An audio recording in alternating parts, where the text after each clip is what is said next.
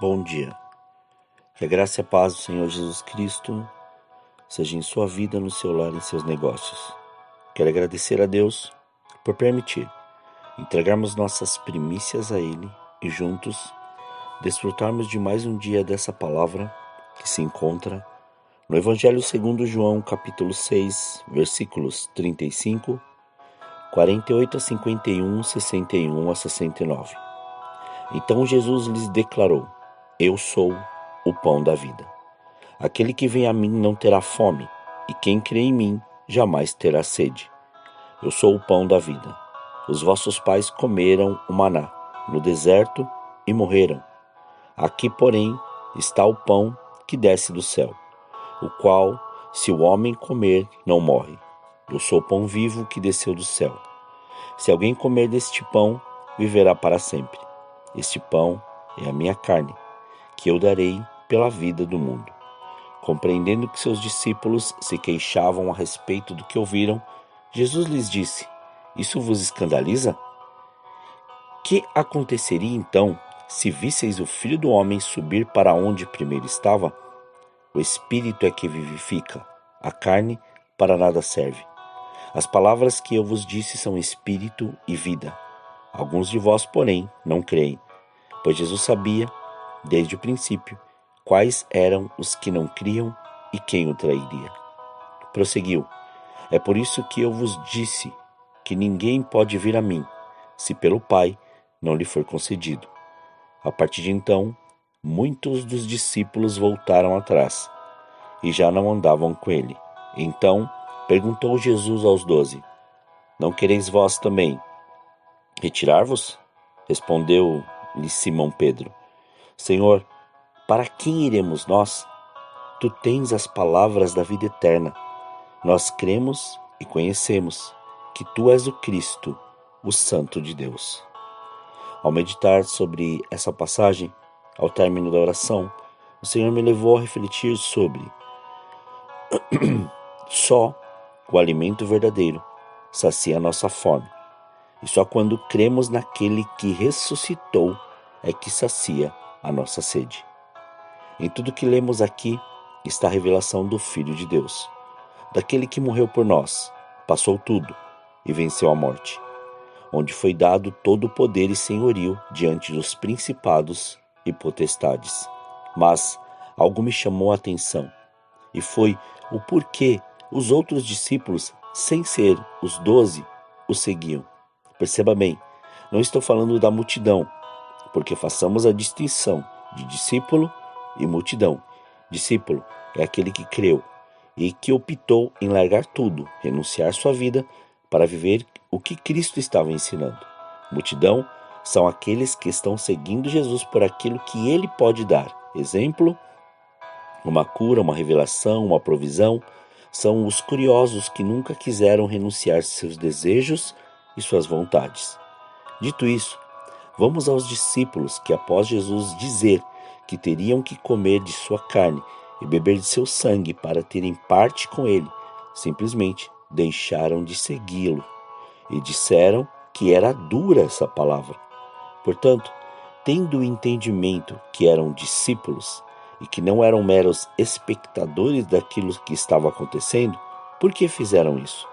Jesus não estava disposto a ensinar quem não quisesse, e muito menos ficar separando discussões de pessoas imaturas. Por isso, não ficava preocupado com quem estava com ele, mas o porquê estavam com ele.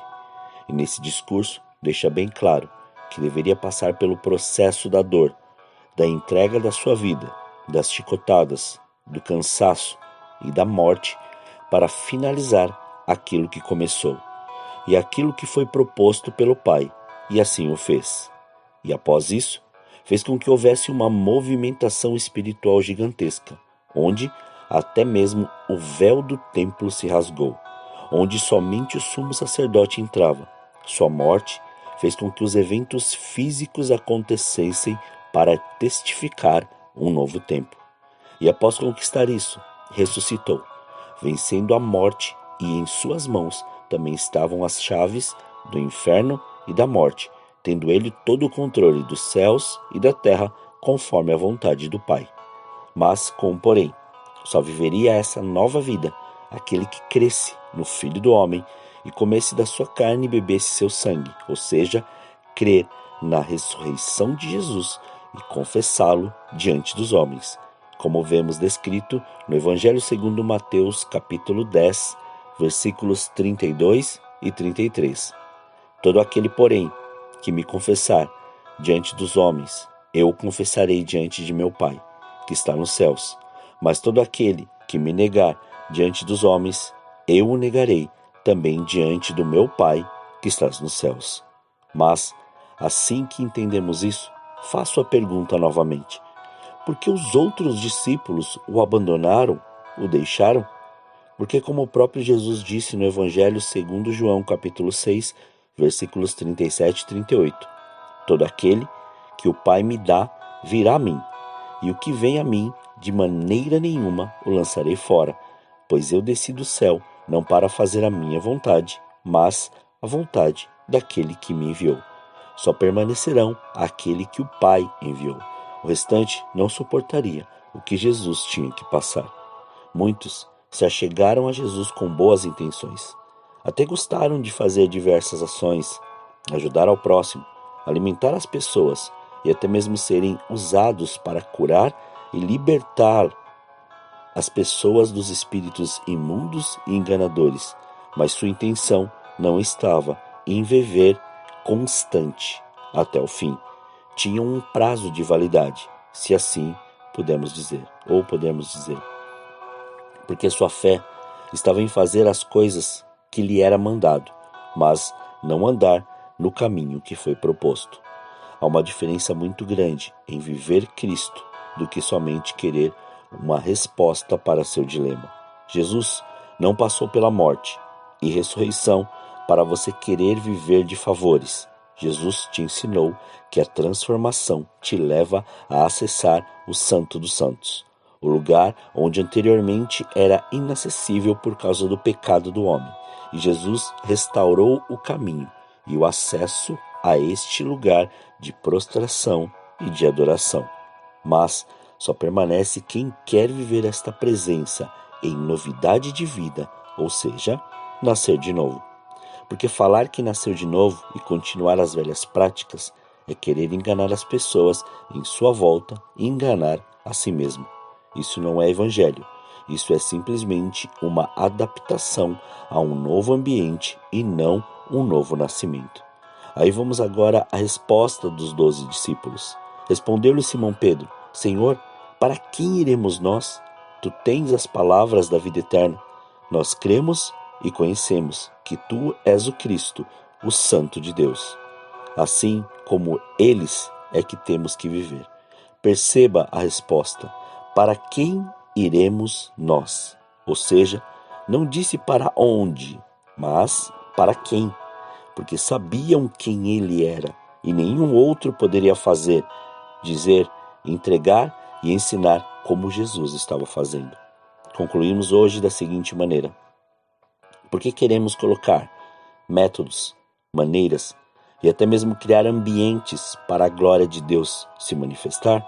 Lembre-se, João Batista saiu do lugar, renunciou sua vida para obedecer a Deus e as pessoas iam até ele. Jesus foi batizado por ele e o próprio Jesus, onde passava, a presença de Deus se manifestava. Chamou os 12 discípulos em lugares diferentes e não olhou as circunstâncias. Não é o lugar, somos nós. A presença é revelada em nós e onde estamos. Essa presença está em nós. Quanto mais oramos, mais vemos a presença de Deus se revelar. Não é e jamais será o milagre, a cura, a multiplicação e todas as outras manifestações. Sempre será nosso comprometimento em buscar essa presença, essa intimidade e esse relacionamento. Não fique à mercê de nada que você hoje está passando, mas saiba que quanto mais buscar essa presença, quanto mais reconhecer sua fonte que sacia a fome e a sede, mais você crescerá nesse entendimento. Nada e ninguém pode te dar mais do que Jesus te entregou na cruz. Basta você acessar o Santo dos Santos para descobrir aquilo que procura. O acesso está liberado. O seu corpo e seu sangue te deram essa liberdade ou essa liberação. Agora vá em todos os arquivos necessários para você fazer um download e faça um upgrade em sua vida e desfrute dessa nova vida em Cristo Jesus. Tudo é possível ao que crê em Jesus Cristo. Oremos. Pai, nós te louvamos e te agradecemos, ó Senhor, por este dia. Obrigado pela oportunidade de entregarmos estas primícias.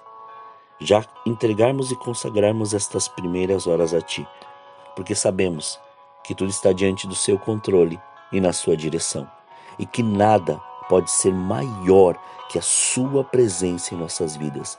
Não permita que façamos trocas desnecessárias, ou até mesmo fiquemos à mercê de situações, problemas ou circunstâncias que nos levem, Senhor, a não revelar ou a não viver a sua presença, Pai. Não nos deixe fazer escolhas aonde, Senhor, possamos estar em ambientes ou em lugares onde a sua presença não está. Pai, não deixe com que façamos ou negociemos, Pai, tais circunstâncias ou situações a ponto de abandonar esta presença, mas antes, leva-nos além.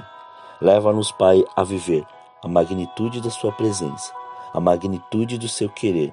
Não deixe que a vontade e os desejos da nossa carne sejam maiores, Pai, que esta presença. Antes venha, inunde-nos, Pai, com essa presença.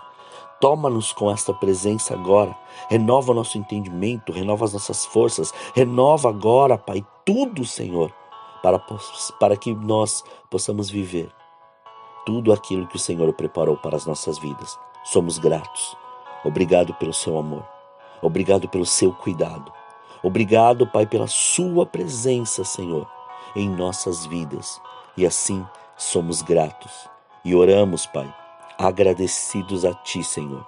Muito obrigado, em nome de Jesus. Amém. Que você tenha um dia abençoado e que essa presença te inunde de uma maneira sobrenatural, em nome de Jesus. Amém.